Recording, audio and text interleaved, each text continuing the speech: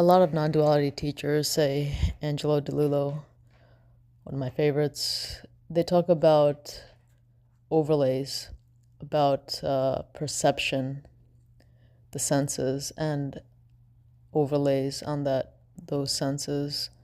For example, the visual field.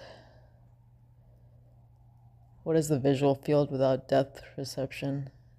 Depth perception is something that's added to the visual field further downstream from the raw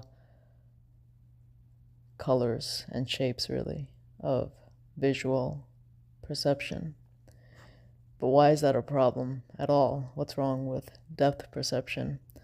I find a lot of these speakers, they don't make it clear what's wrong with it. What's wrong with perceiving depth? I don't think there's anything wrong with it. But there's a tension there.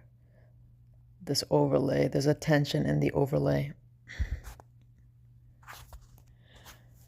And it's not that it's the tension itself that's the problem. It's that the tension prevents, obfuscates this other seeing what's actually there without the overlays. And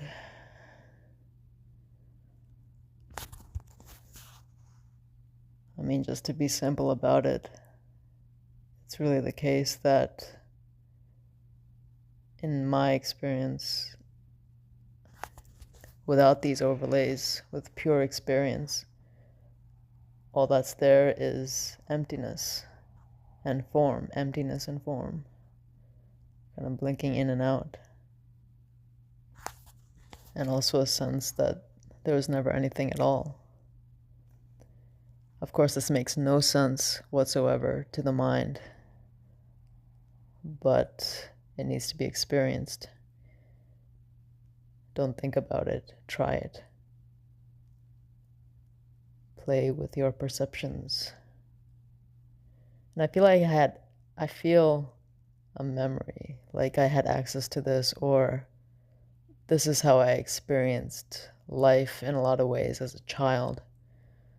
I would look at things and then, like, I'd look at the corner of a table, and then I would look